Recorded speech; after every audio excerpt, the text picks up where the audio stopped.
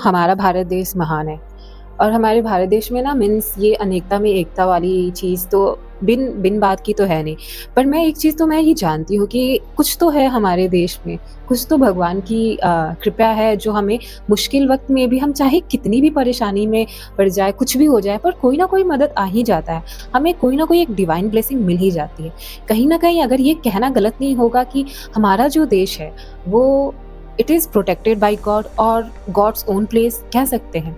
तो आज हम इस वीडियो में देखेंगे कि भारत के ऐसे कितनी सारी जगह हैं, कितने सारे मंदिर, मस्जिद, गुरुद्वारे हैं जो कहीं न कहीं एक एक डिवाइन ब्लेसिंग रखता है। एक थोड़ी-सी उनकी एक है जो कहानियाँ भी हैं, कहीं न कहीं हम सुनते भी आए हैं अपने बुज़ुर्गों से कि यहाँ पे कुछ अनेक शक्तियाँ हैं जो आपको वहाँ आप अगर एक बार वहाँ जाते हैं तो आपको ये महसूस ज़रूर होता है कि यहाँ पे कुछ शक्तियाँ हैं, जो महसूस होता है कि जो मीन्स इंसानी इंसानी पहुँच से बहुत दूर है। कहीं न कहीं हम उसे कहते हैं कि दैवीय शक्ति। और ये मुझे फीलिंग ये मेरा पर्सनल भी फीलिंग है। मैं अभी अपने इस वीडियो में जितने जगहों के बारे में बताऊँगी, उसमें से 2-3 जगह तो मैं खुद भी गई हूँ और मुझे ये फीलिंग तो मुझे हुआ है 100% कि कुछ ना कुछ तो दैवीय शक्ति है। इंसान मीन्स चाहे कितनी भी साइंस टेक्नोलॉजी बहुत अच्छी बात है, मैं उस पे रिस्पेक्ट भी करती हूँ, इज़्ज़त है। पर हम कभी भी ये जो ईश्वरीय शक्ति है, इसको नकार नहीं सकते हैं, वो एक्सिस्ट करता है। ये सब चीज़ मतलब भगवान का बनाया हुआ है। तो आज हम इस वीडियो में बात करेंगे कि भारत की ऐसी बहुत सारी जगह के बारे में जहाँ पे दैवीय शक्ति है, कहीं न कहीं वो ब्लेस्ड है। तो चलो हम स्टार्ट करते हैं। पहला है काशी विश्वनाथ मंदिर, जो हमारे बनारस यानी वाराणसी में स्थित है। काशी विश्वनाथ मंदिर मीन्स जहाँ की सुबह की किरणें ही मंदिर की घंटियों से गूंज उठती है, जहाँ पर आप पहुँचते ही एक बहुत ही आध्यात्मिक महसूस होता है। तो यहाँ की मतलब हज़ारों वर्षों से काशी भारत की आध्यात्मिक राजधानी है। मान्यता है कि यह केवल एक शहर नहीं, बल्कि स्वयं भगवान शिव की नगरी है। और हिंदू मान्यताओं की अनुसार जब सृष्टि का निर्माण का समय आया, तब भगवान शिव ने काशी को अपना निवास स्थान बनाया। ऐसा कहा जाता है कि भगवान शिव ने इस पवित्र नगरी को अपने त्रिशूल पे धारण किया। पुराणों में वर्णन मिलता है कि काशी वह स्थान है जहां भगवान शिव स्वयं भक्तों को आशीर्वाद देते हैं और उन्हें जन्म और मृत्यु के चक्र से मोक्ष का मार्ग प्रदान करते हैं। तो इसी कारण काशी को मोक्ष की नगरी भी कहते हैं। काशी के हृदय में स्थित है काशी विश्वनाथ मंदिर। विश्वनाथ का अर्थ है संपूर्ण विश्व का स्वामी। यह मंदिर भगवान शिव को समर्पित है। इसे भगवान शिव के 12 पवित्र ज्योतिर्लिंगों में से एक माना जाता है। पौराणिक कथा के अनुसार जब भगवान ब्रह्मा और भगवान विष्णु के बीच विवाद हुआ कि दोनों में से श्रेष्ठ कौन है और सबसे महान कौन है, इस विवाद को समाप्त करने के लिए भगवान शिव ने एक अनंत प्रकाश स्तंभ का रूप धारण किया। उन्होंने कहा जो इस प्रकाश स्तंभ को अंत को खोज लेगा वही सबसे महान होगा। तो भगवान विष्णु गए नीचे की ओर और भगवान ब्रह्मा गए ऊपर की ओर और खोजने निकल पड़े, लेकिन दोनों को इसका अंत नहीं मिला। तब उन्हें इस बात का एहसास हुआ कि भगवान शिव ही सब अनंत और सर्वोच्च हैं। इसी दिव्य प्रकाश का प्रतीक ज्योतिर्लिंग माना जाता है। काशी केवल मंदिरों का नगरी नहीं, ये पवित्र गंगा नदी के किनारे बसी है। हिंदू धर्म में गंगा को मोक्ष प्रदान करने वाली नदी माना जाता है। मान्यता है कि गंगा नदी में स्नान करने से आपके सारे पाप धुल जाते हैं। हर शाम वाराणसी के घाटों में गंगा आरती का एक अद्भुत अनुभव होता है। हजारों दीपों की रोशनी, मंत्रों की ध्वनि और गंगा की लहरें का एक दिव्य वातावरण बनता है। तो इतिहासकारों के अनुसार वाराणसी दुनिया के सबसे पुराने बसे हुए शहरों में से एक है। इस शहर ने बहुत सारी राजवंश देखे हैं, बहुत सारी संस्कृतियाँ देखी हैं, सभ्यता देखे हैं। यहाँ पे संतों, विद्वानों और आध्यात्मिक गुरुओं का ज्ञान का प्रसार किया है। काशी को भारतीय संस्कृति, दर्शन और शिक्षा का प्रमुख केंद्र भी माना जाता है। काशी को सबसे प्रसिद्ध मान्यताओं में से मोक्ष की प्राप्ति माना जाता है। हिंदू धर्म के अनुसार जो व्यक्ति काशी में अपनी अंतिम सांस लेता है उसे मोक्ष की प्राप्ति हो जाती है। भगवान शिव ने यहाँ पे एक वरदान दिया है कि जिसने काशी में अपनी अंतिम सांसें ली उसे तारक मंत्र प्राप्त हो जाता है, जिससे जीवन और मृत्यु के चक्र से वो मुक्त हो जाता है। इसी कारण हिंदू मान्यताओं में ऐसा कहा जाता है कि लोग चाहते हैं कि जब उनकी अंतिम सांसें हो तो वो काशी में ही ले, ताकि उन्हें मोक्ष प्रदान हो सके। काशी विश्वनाथ मंदिर ने बहुत सारे उतार-चढ़ाव देखे हैं अपने इतिहास में। समय के साथ मंदिर को कई बार नुकसान भी हुआ है। पर कहते हैं कि 18वीं शताब्दी में अहिल्याबाई होलकर ने काशी विश्वनाथ मंदिर को बनाने में बहुत ही महत्वपूर्ण भूमिका निभाई थी। और ये भी कहा जाता है कि पंजाब के महाराजा रणजीत सिंह ने जो काशी विश्वनाथ मंदिर के ऊपर जो सोने का कवर है, वो उन्होंने बनवाया था। काशी हमें याद दिलाती है कि जीवन केवल भौतिक उपलब्धियों का नाम नहीं, यह आत्मा, ज्ञान और शांति की खोज की भी यात्रा है। जहाँ गंगा बहती है, जहाँ शिव का नाम गूंजता है और जहाँ हर हर महादेव की आवाज़ सुनाई देती है, वही है अमर नगरी काशी, हर हर महादेव। जो है वह है स्वर्ण मंदिर Amritsar, the golden temple of Amritsar, जिसे हम हरमिंदर साहब भी कहते हैं। पंजाब की पवित्र धरती पर एक ऐसा स्थान है जहां सुबह की पहली किरण से लेकर रात की आखिरी रोशनी तक इंसानियत, भक्ति और सेवा की एक अनोखी कहानी लिखी जाती है। यह स्थान है गोल्डन टेम्पल, जिसे हरमिंदर साहब और दरबार साहब के नाम से भी जाना जाता है। यह केवल सिख धर्म का सबसे पवित्र तीर्थस्थल नहीं है, बल्कि पूरी मानवता के लिए प्रेम, समानता और सेवा का प्रतीक है।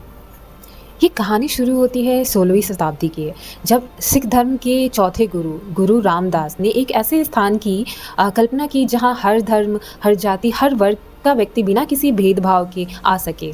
उन्होंने एक पवित्र सरोवर के आसपास एक नगर बसाया, जिसे हम अमृतसर कहते हैं। अमृतसर का अर्थ है अमृत का सरोवर। बाद में 5वें सिख गुरु अर्जन सिंह ने यहाँ पे इसे एक पवित्र स्थान के निर्माण को आगे बढ़ाया।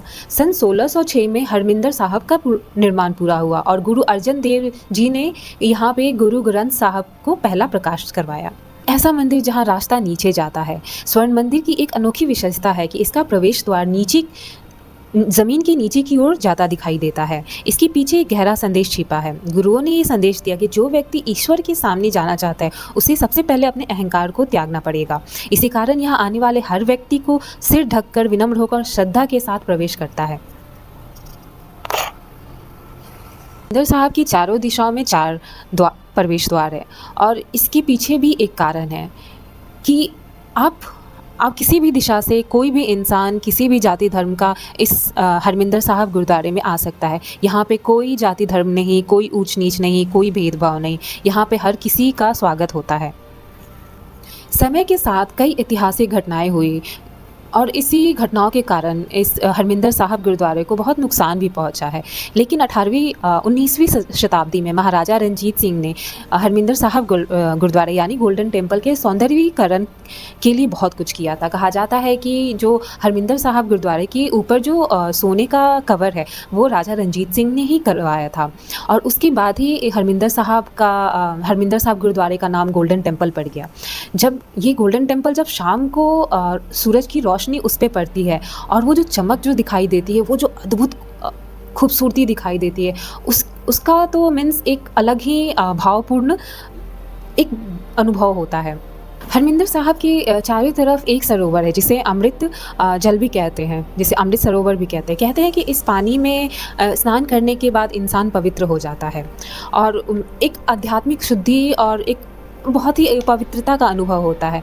पर सिख समुदाय में ये भी कहा जाता है, सिख धर्म में, कि इंसान की बाहरी शुद्धता से सबसे ज़्यादा ज़रूरी है अंदर की शुद्धता होना, अंदर की मन से शुद्ध होना।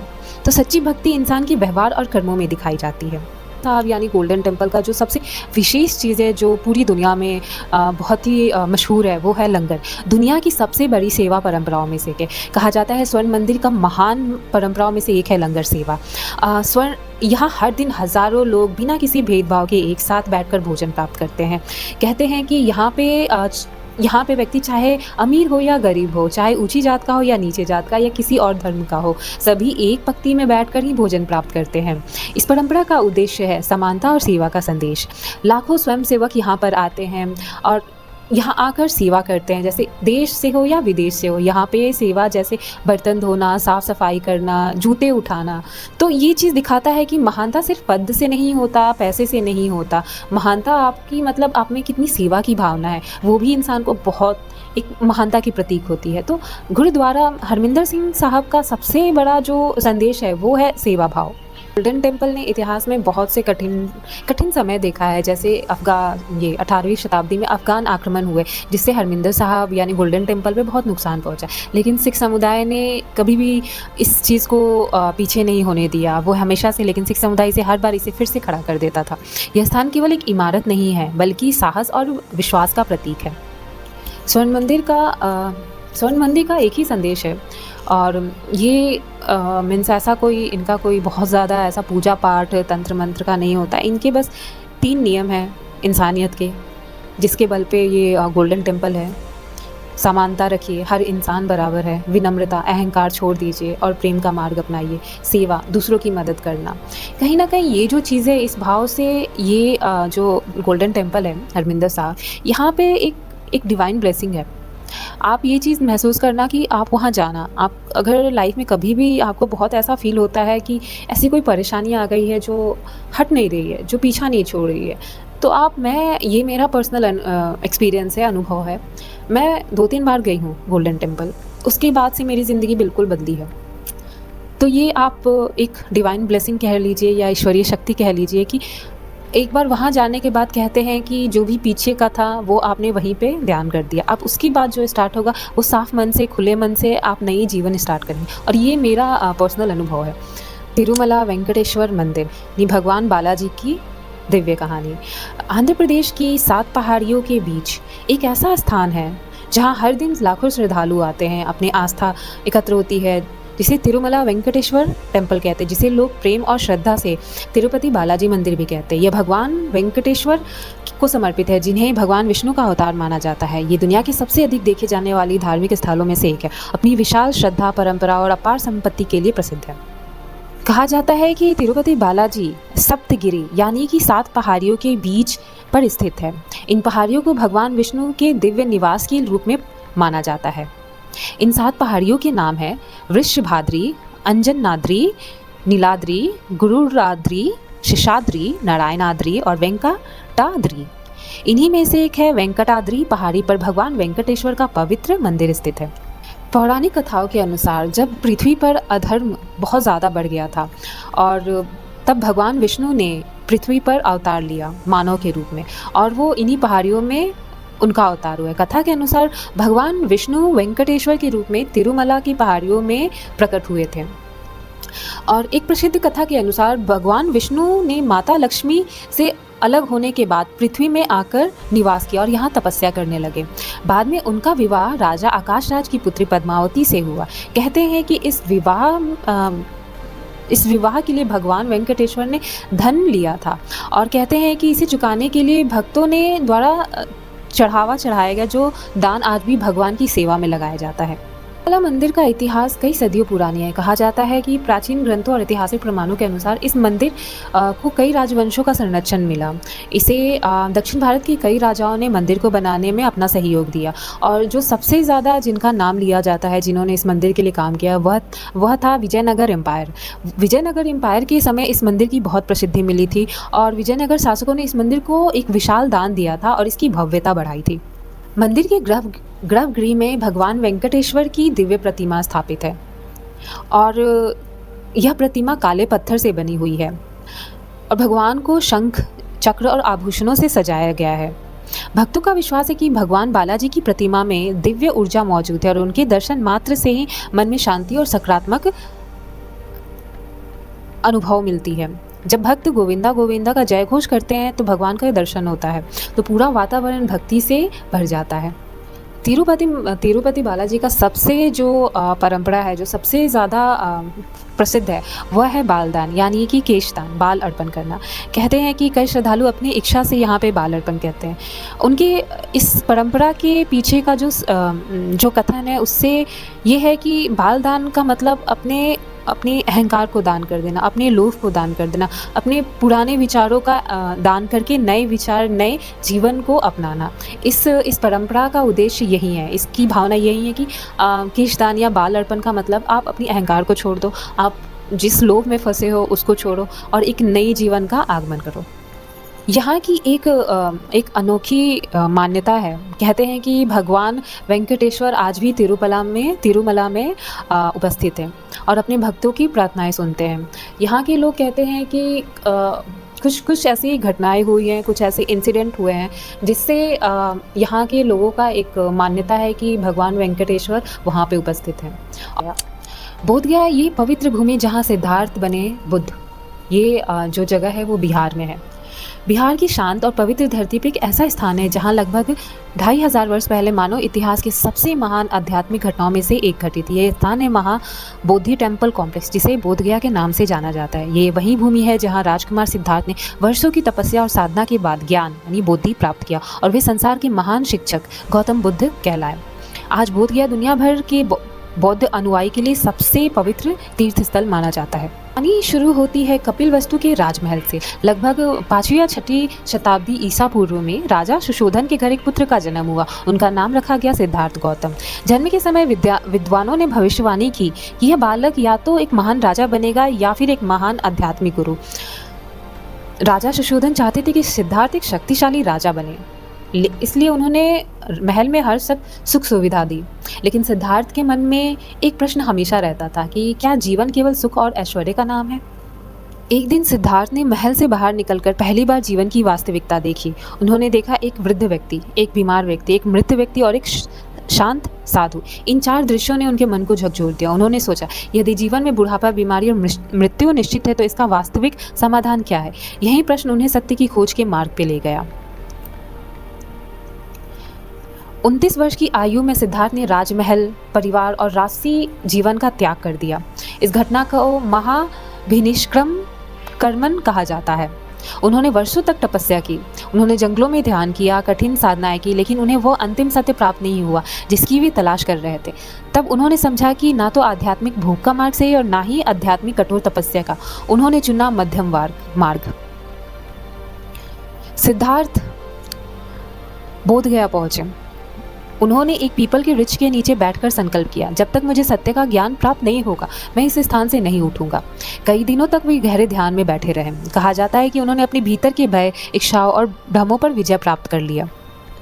अंततः वैशाख पूर्णिमा की रात उन्हें दिव्य ज्ञान प्राप्त हुआ। उस क्षण में सिद्धार्थ गौतम बन गए बुद्ध, अर्थात जागृत व्यक्ति।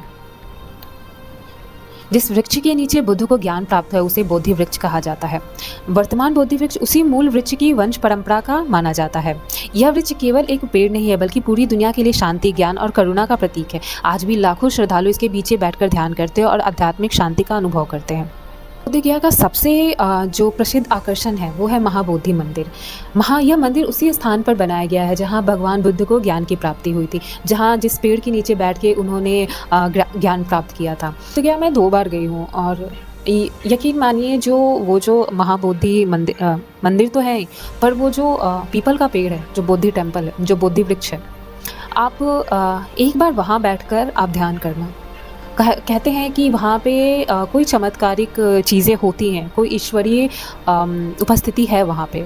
ये थोड़ा सा मुझे फील हुआ। एक अजीब, एक अलग तरीके की शांति है वहाँ पे। ये मेरा पर्सनल एक्सपीरियंस है, मैं चाहती हूँ ये शेयर करना। पर वो जो पीपल का पेड़ है वहाँ पे आप जाओ, वहाँ पे एक डिवाइन पावर है, ऐसा मेरा पर्सनल एक्सपीरियंस है। अजमेर शरीफ दरगाह, प्रेम, शांति और इंसानियत की आध्यात्मिक कहानी। ये अजमेर शरीफ जो दरगाह है वो अजमेर राजस्थान में है। राजस्थान की ऐतिहासिक नगरी अजमेर में एक ऐसी पवित्र जगह स्थित है जहाँ सदियों से लाखों लोग अपनी आस्था, उम्मीद और दुआओं के साथ आते। यह स्थान है अजमेर शरीफ दरगाह का, जो महान सूफी संत मोइनुद्दीन चिश्ती की दरगाह है। यह केवल इस्लाम की सूफी परंपराओं का एक प्रमुख केंद्र नहीं बल्कि प्रेम, दया, मानवता और धार्मिक सद्भाव का भी प्रतीक माना जाता है। कहते हैं कि ये एक महान संत की यात्रा है जिन्हें हम ख्वाजा मोइनुद्दीन चिश्ती कहते हैं। कहानी शुरू होती है 12वीं शताब्दी से। ख्वाजा मोइनुद्दीन चिश्ती का जन्म सन 1141 के आसपास सिस्तान, जो अभी ईरान और अफगान क्षेत्र में है, में माना जाता है। बचपन से ही उनका झुकाव आध्यात्मिक और मानव सेवा की ओर था।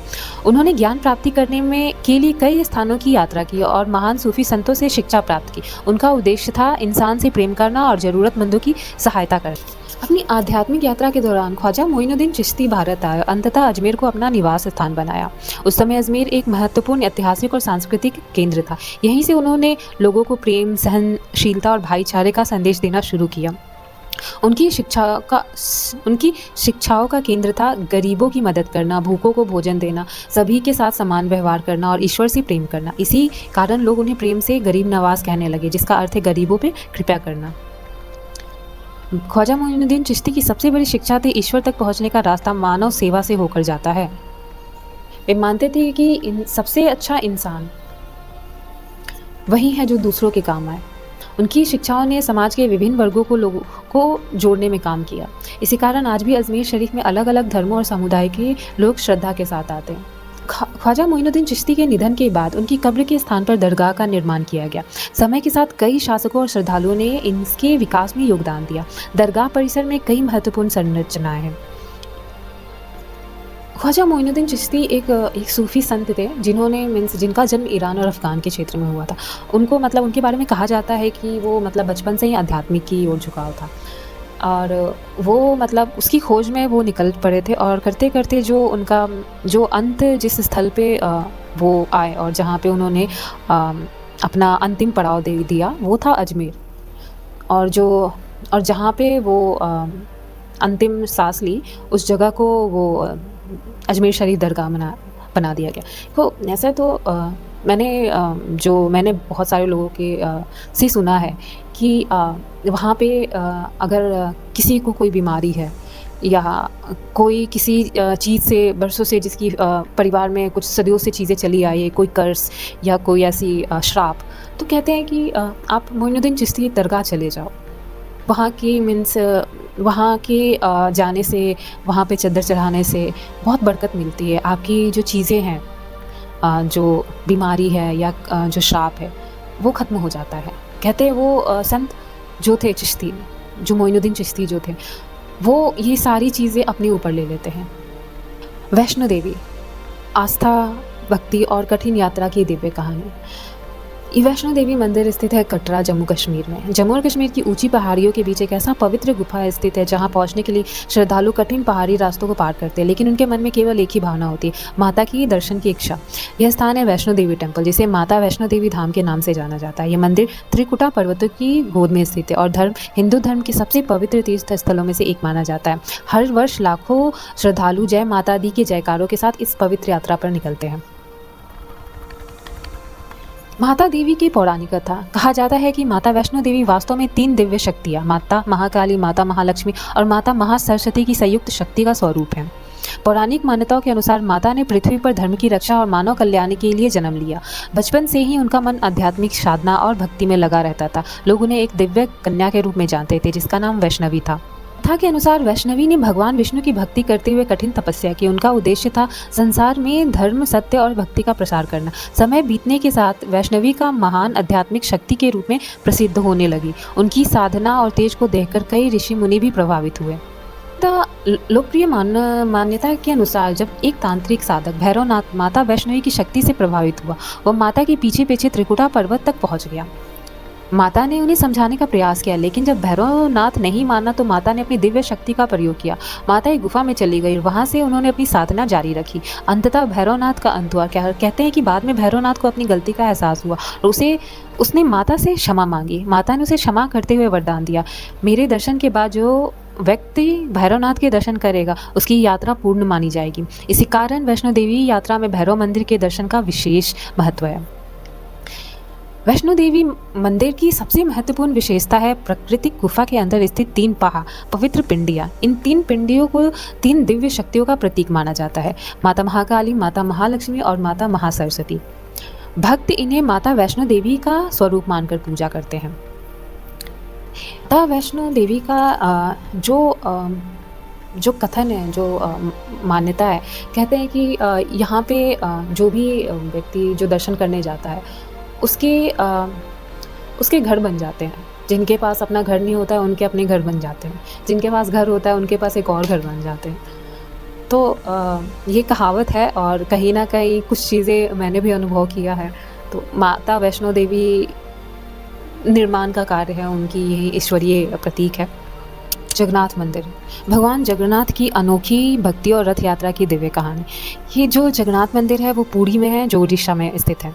उड़ीसा के समुद्र तट पर बसा पवित्र शहर पुरी एक ऐसी जगह है जहाँ हर वर्ष लाखों श्रद्धालु भगवान के दर्शन के लिए पहुँचते हैं। यह स्थित है भारत के सबसे प्रसिद्ध मंदिरों में से एक है जगन्नाथ टेम्पल। यह मंदिर है भगवान जगन्नाथ को समर्पित है, जिन्हें भगवान विष्णु का एक विशेष स्वरूप माना जाता है। जगन्नाथ मंदिर हिंदू धर्म के 4 प्रमुख तीर्थ स्थलों यानी 4 धाम में से एक है। अन्य 3 धाम है बद्रीनाथ, द्वारिका और रामेश्वरम।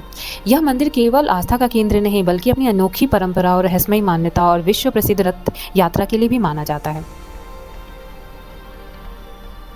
पौराणिक कथाओं के अनुसार एक समय राजा इंद्रद्युम्न भगवान विष्णु के परम भक्त थे। उनकी इच्छा थी कि वे भगवान विष्णु के ऐसे स्वरूप की पूजा करें जो स्वयं भगवान का दिव्य रूप हो। कहा जाता है कि उन्हें जानकारी मिली कि भगवान विष्णु का एक विशेष रूप नील माधव के नाम से उड़ीसा के जंगल में पूजित होता है। राजा ने नील माधव की खोज शुरू की। काफ़ी प्रयासों के बाद उन्हें भगवान को इस दिव्य स्वरूप के बारे में पता चला। लोकप्रिय मान्यताओं के अनुसार भगवान विष्णु स्वयं राजा इंद्रद्युम्न के सपने में और उन्हें समुद्र तट पर मिलने वाली एक दिव्य लकड़ी से मूर्ति बनाने का निर्देश दिया। कहा जाता है एक दिव्य कारीगर के रूप में भगवान विश्वकर्मा स्वयं मूर्ति निर्माण के लिए आए। उन्होंने शर्त रखी कि जब तक वे काम पूरी ना कर ले तब तक कोई भी कमरे का दरवाज़ा नहीं खोलेगा। लेकिन कुछ समय बाद राजा को चिंता हुई और उन्होंने दरवाज़ा खोल दिया। मान्यता के अनुसार मूर्तियाँ पूरी तरह पारंपरिक रूप में नहीं बन पाई, लेकिन राजा ने इसे भगवान की इच्छा मानकर उन्हें ही स्थापित कर दिया। यही कारण है कि भगवान जगन्नाथ, भगवान बलभद्र और देवी सुभद्रा की मूर्तियाँ अन्य मंदिरों की मूर्तियों से अलग दिखाई देती हैं। जगन्नाथ मंदिर में 3 प्रमुख देवताओं की पूजा होती है। भगवान जगन्नाथ जो भगवान विष्णु और श्री कृष्ण का स्वरूप मानते हैं। भगवान बालभद्र भगवान कृष्ण के बड़े भाई बलराम का स्वरूप। देवी सुभद्रा भगवान कृष्ण और बलराम की बहन। इन तीनों की पूजा एक साथ की जाती है। जगन्नाथ मंदिर का निर्माण कलिंग वास्तुकला शैली में हुआ। इसका विशाल शिखर, ऊंची दीवारें और सुंदर नक्काशी इसकी भव्यता को दर्शाती है। मंदिर का मुख्य शिखर लगभग 65 मीटर ऊंचा है और इससे ऊपर लगा नील चक्र इसकी पहचान है। महाप्रसाद भगवान का जगन्नाथ मंदिर की सबसे प्रसिद्ध परंपराओं में से एक है महाप्रसाद। यहाँ भगवान की अर्पित भोजन को भक्तों के बीच प्रसाद के रूप में बांटा जाता है। कहा जाता है मंदिर की रसोई दुनिया की सबसे बड़ी धार्मिक रसोइयों में से एक है। हजारों लोगों के लिए प्रतिदिन भोजन तैयार किया जाता है। इस प्रसाद की विशेषता यह है कि इसे सभी लोग समान रूप से ग्रहण कर सकते हैं। जगन्नाथ मंदिर की सबसे प्रसिद्ध परंपरा है रथ यात्रा। हर वर्ष आषाढ़ महीने में भगवान जगन्नाथ, भगवान बालभद्र और देवी सुभद्रा विशाल रथों पर सवार होकर मंदिर से बाहर निकलते हैं। यह यात्रा रथ यात्रा के नाम से प्रसिद्ध है। 3 देवताओं के लिए अलग अलग विशाल रथ बनाए जाते हैं। भगवान जगन्नाथ का रथ नंदी घोष, भगवान बालभद्र का रथ तालध्वज और देवी सुभद्रा का रथ दर्पदलन। लाखों श्रद्धालु इन रथों की रस्सी खींचते हैं। यह भावना होती है कि भगवान स्वयं अपनी भक्तों के बीच आ रहे हैं। जगन्नाथ मंदिर की एक विशेष परंपरा है नव कलेवर। विशेष समय पर भगवान की लकड़ी की मूर्ति को नई मूर्तियों से बदला जाता है। यह परंपरा जीवन के परिवर्तन और नवीकरण का प्रतीक माना जाता है। हिंदू धर्म में 4 धाम यात्रा को अत्यंत पवित्र माना जाता है। मान्यता है कि जीवन में इन चार धर्म की यात्रा करने से आध्यात्मिक शांति और ईश्वर का आशीर्वाद प्राप्त होता है। पुरी का जगन्नाथ मंदिर इस यात्रा का महत्वपूर्ण हिस्सा है। पूरी जो जगन्नाथ मंदिर का मैंने जहाँ तक सुना है, कहते हैं कि आप एक बार वहाँ पे एक बार दर्शन करने चले जाओ और शायद आपकी जो ज़िंदगी में नयापन, नवीकरण शुरू हो जाता है। आपकी चीज़ें जो मतलब कि जो आपके पिछले जन्म के कर्म हैं वो कट जाते हैं, आपके प्रारब्ध हट जाते हैं। आपका मन से जितने भी पिछले जन्म का जो भी आपका रखा रखाया वो हट जाता है और आप नए जन्म में नई ऊर्जा के साथ आरंभ करते हैं। मीनाक्षी अम्मन मंदिर, देवी मीनाक्षी और भगवान शिव की दिव्य विवाह की कहानी। देवी मीनाक्षी टेम्पल जिसे फेमसली जिसे मीनाक्षी टेम्पल का कहते हैं, वो मदुरई तमिलनाडु में स्थित है। तमिलनाडु के प्राचीन शहर मदुरई के हृदय में एक ऐसा मंदिर स्थित है जिसकी सुंदरता देखकर ऐसा लगता है कि जैसे पत्थरों में भी जीवन बस गया हो। यह मंदिर है मीनाक्षी अम्मन टेम्पल। यह मंदिर केवल पूजा का स्थान नहीं बल्कि भारतीय कला, वास्तुकला और संस्कृत का एक अद्भुत उदाहरण है। देवी मीनाक्षी और भगवान शिव को समर्पित यह मंदिर अपनी विशाल रंगीन मीनारों और हजारों मूर्तियों और द्रविड़ वास्तुकला की भव्यता के लिए दुनिया में प्रसिद्ध है। कथा शुरू होती है प्राचीन मदुरई के राजा मलय ध्वज पांड्य और उनकी पत्नी रानी कंचनमला से। राजा की कोई संतान नहीं थी। उन्होंने संतान प्राप्ति के लिए भगवान से प्रार्थना करते हुए यज्ञ किया। कहा जाता है कि यज्ञ की अग्नि से एक दिव्य कन्या प्रकट हुई। यह कन्या असाधारण थी। उसके 3 स्तन थे। उसके चेहरे पर अद्भुत तेज था। वह जन्म से ही वीर और शक्तिशाली थी। आकाशवाणी हुई कि जब यह कन्या अपने भावी पति से मिलेगी तब उसका तीसरा स्तन स्वयं गायब हो जाएगा। राजा ने उस कन्या का नाम रखा मीनाक्षी। मीनाक्षी का अर्थ है मछली की आकार जैसी सुंदर आंखों वाली। मीनाक्षी बचपन से ही साहसी कुशल योद्धा। उन्होंने युद्ध कला सीखी और अपने राज्य की रक्षा के लिए तैयार हुई। बड़ी होकर उन्होंने पांड्य राज्य की जिम्मेदारी संभाली और कई क्षेत्रों में विजय प्राप्त की। कहा जाता है कि वह केवल एक सुंदर राजकुमारी ही नहीं बल्कि एक शक्तिशाली शासक भी थी। अपनी विजय यात्रा के दौरान मीनाक्षी कैलाश पर्वत पहुंची। वहां उन्होंने भगवान शिव को देखा। जैसे उनकी नज़र भगवान शिव पे पड़ी, भविष्यवाणी के अनुसार उनका तीसरा स्तन गायब हो गया। तब उन्हें एहसास हुआ कि भगवान शिव ही उनके जीवन साथी है। भगवान शिव ने मीनाक्षी से विवाह करने के लिए मदुरई आने का निर्णय लिया। भगवान शिव यहाँ सुंदेश्वर के रूप में पूजे जाते हैं। मदुरई में देवी मीनाक्षी और भगवान सुंदेश्वर का विवाह अत्यंत भव्य तरीके से मनाया जाता है। इस दिव्य विवाह की स्मृति में आज भी हर वर्ष मीनाक्षी तिरुकल्याणम उत्सव मनाया जाता है। यह उत्सव हजारों भक्तों को आकर्षित करता है। मीनाक्षी अम्मन मंदिर का इतिहास हजारों वर्षों पुराना माना जाता है। वर्तमान मंदिर परिसर के विकास में कई पांड्य और नायक शासकों का योगदान रहा है। विशेष रूप से नायका डायनेस्टी के शासनकाल में मंदिर का बड़ा स्तर पर विस्तार किया गया। रामनाथ स्वामी मंदिर, भगवान राम और शिव भक्ति की अमर कहानी। रामेश्वरम में स्थित तमिलनाडु के समुद्र तट पर स्थित एक पवित्र द्वीप रामेश्वर में एक ऐसा मंदिर है जहां भगवान शिव और भगवान राम की भक्ति एक साथ दिखाई देती है। यह स्थान है रामनाथ स्वामी टेम्पल। यह मंदिर हिंदू धर्म के सबसे पवित्र तीर्थ स्थलों में से एक माना जाता है। यह 12 ज्योतिर्लिंगों में से शामिल है और 4 धाम यात्रा का भी एक महत्वपूर्ण हिस्सा है।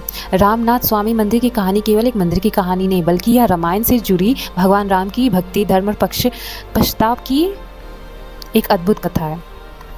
कहा जाता है कि हजारों वर्ष पहले भगवान राम ने समुद्र पार करके लंका जाने की तैयारी की थी।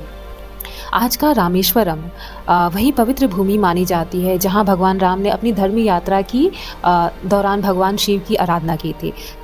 कहानी उस समय की है जब भगवान श्री राम अपनी पत्नी माता सीता को रावण की चुंगल से मुक्त कराने के लिए लंका जाने की तैयारी कर रहे थे।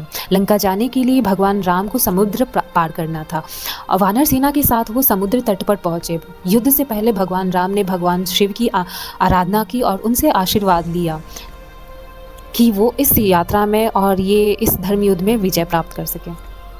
पौराणिक मान्यताओं के अनुसार भगवान राम ने हनुमान जी को भगवान शिव की मूर्ति लाने के लिए कैलाश पर्वत भेजा, लेकिन हनुमान जी को लौटने में समय लग गया।